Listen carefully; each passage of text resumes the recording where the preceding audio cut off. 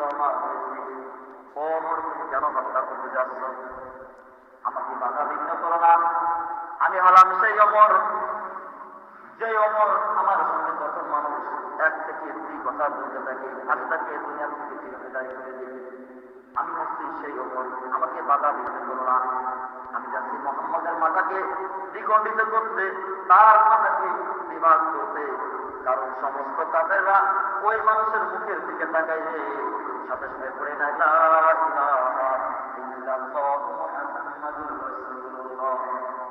জালিল কদের সাহাবী ডাক দিয়ে বললেন, আমার তুমি এমন একজন কাপুরুষ, এমন একজন বিকল, তুমি কি চিন্তা করেছো তোমার ঘরের মধ্যে তোমার বাড়ি দিতে পারো না, সামলাই দিতে পারো না, তুমি চলে এসছো মুহাম্মাদের মাথা কতল করতে, মুহাম্মাদকে হত্যা করতে। তুমি তোমার ঘরের দিকে তাকিয়ে দেখো, তোমার ভগ্নিপতি এবং তোমার বোন কিছুক্ষণ পূর্বে মুসলমান হয়ে গেছে। বলুন সুবহানাল্লাহ।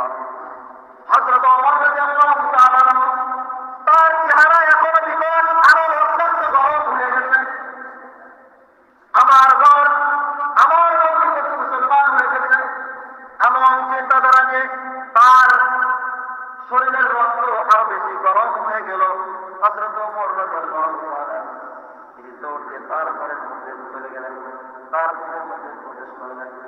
ঘরের মধ্যে প্রবেশ করার সঙ্গে সঙ্গে যখন পাদের মধ্যে পরাঘাত করছে, যখন বলছে আমি ওমর, বুম দরজা খুলে দে, এমন মুহূর্তে ওই ঘরের মধ্যে তার ভগ্নিপতি এবং তার বোন ফাতেমাকে কোরআনের সবক দিতেছিল আল্লাহর রাসূলের সাহাবী হযরত ইবনে আব্বাস, হযরত আব্বাস রাদিয়াল্লাহু তাআলা।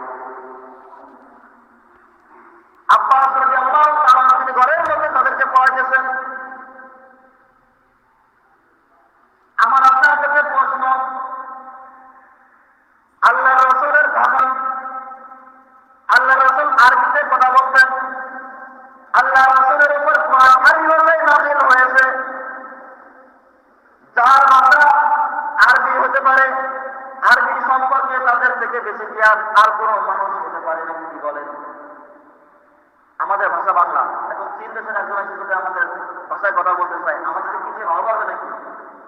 কারণ আমাদের ভাষা বাংলা, আমরা বেশি পাবো তার থেকে, আর সে শিখে বলবে।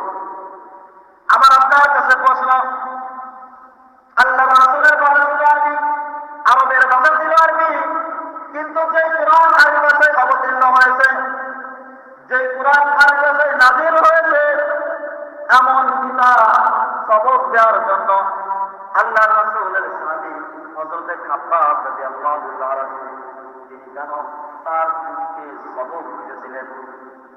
এর থেকে বোঝা যায় আরবিতে যতই যেই পারুক না কেন, যে যে ভাষার যতই উস্তাদ হোক না কেন, প্রত্যেকটা ভাষা শিক্ষা করার জন্য প্রত্যেকটার উস্তাদ দরকার আছে। কি বলেন, ঠিক কিনা?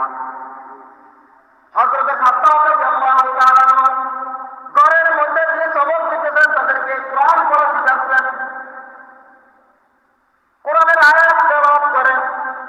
তাহা মা আনজালনা আলাইকাল কুরআনা লিতাশকা ইল্লা তাযকিরাতাল লিমান ইয়াখশা তানজিলান মিম্মান খালাকাল আরদা ওয়াস সামাওয়াতিল উলা আর-রাহমানু আলাল আরশি ইসতাওয়া। হযরত খাব্বাব ওমরের কণ্ঠ পাওয়ার সঙ্গে সঙ্গে দৌড় দিয়ে তিনি কোরআন মেরে রেখে তিনি দৌড় দিয়ে একটা রুমের মধ্যে পলাইলেন। বৃদ্ধ ছিলেন খাব্বাব, চিন্তা করলেন ওমরের সামনে যদি বেঁচে যায়, ওমর তো আমাকেও ছাড়বে না। খাব্বাব তিনি দৌড় দিয়ে একটা রুমের মধ্যে পলাইলেন।